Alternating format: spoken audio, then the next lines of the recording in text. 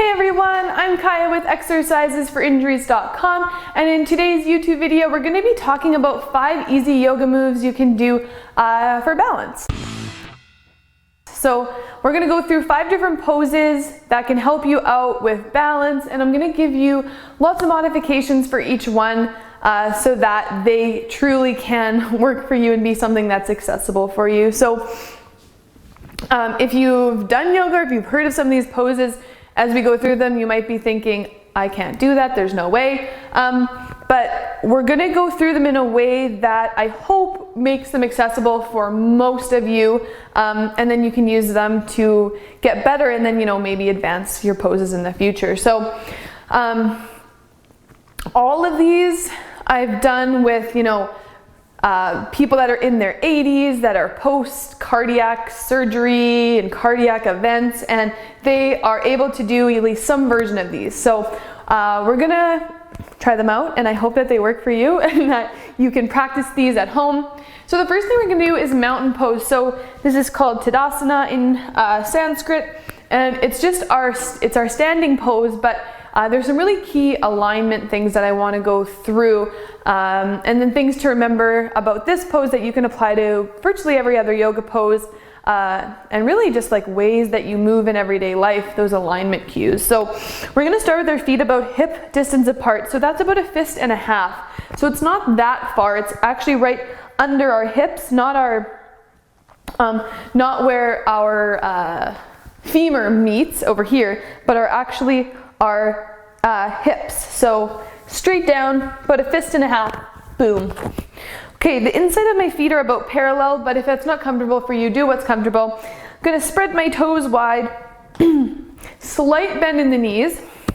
I'm gonna pull my belly button in. A lot of us have an anterior tilt to the pelvis where our pelvis kind of falls forward. I'm gonna tilt that back, pull my belly button in, shoulders on top of hips, hips on top of ankles. And your head should be able to float freely here. So my quads are working here, my legs, my core is working, my back's working to keep my shoulders back and down from the ears, but they're relaxed as well. And then my head should be able to float. So for me, I have to work really hard to keep my body in proper alignment because of the kind of the postural imbalances that I have. So if you're doing this properly, for me, I gotta use a lot of core strength. You might be working in a different way. But with those key alignment principles in mind, I want you to just stay here and breathe for about a minute, or take 10 really deep breaths and just feel what it feels like to be in alignment and where you have to work to keep yourself there. Okay, so that's mountain.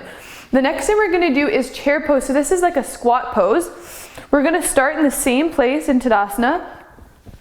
And then what I'm gonna do is shift my weight back into my heels and sit my bum back way behind me. So it's not like a squat. We're gonna sit our hips back even more. So even if your upper body comes to parallel with the ground, that's fine. So options here to just not go down as far. You can hold onto a wall, you can hold onto a chair, you can hold onto 2 chairs. If you are in a chair and you can't get up, you can just start working on as if you were going to stand up, okay? So we want to work these muscles.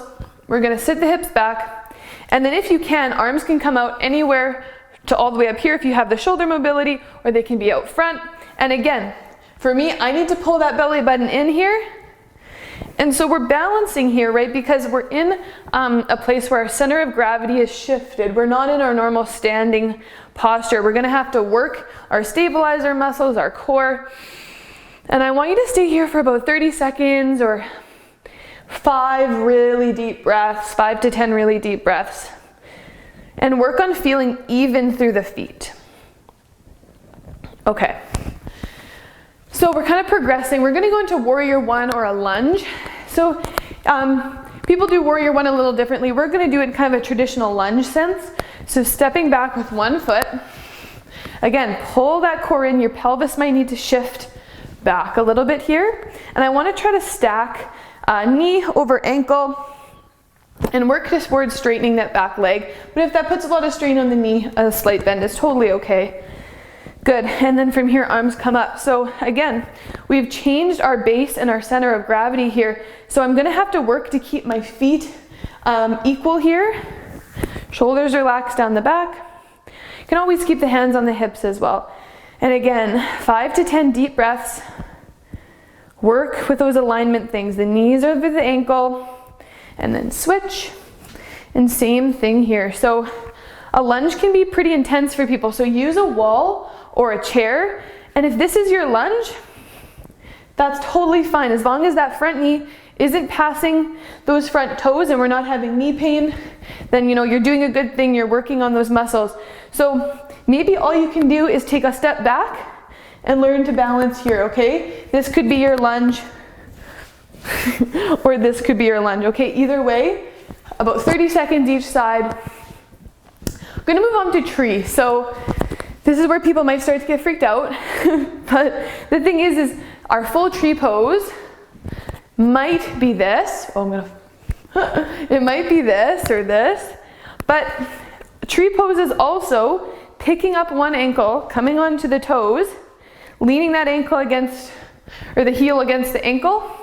This is tree pose as well, okay? So starting by just picking up that ankle. Maybe you can turn that ankle in, and this is a perfect place to start. So find a spot on the floor that's not moving, and again, pull that pelvis back, engage the core, and try to keep your hips in alignment, so don't let them sway, and don't let your hips fall out to one side. You can feel the hip bones, we want them in line with the ground and facing the same direction. So you're gonna have to engage your glutes.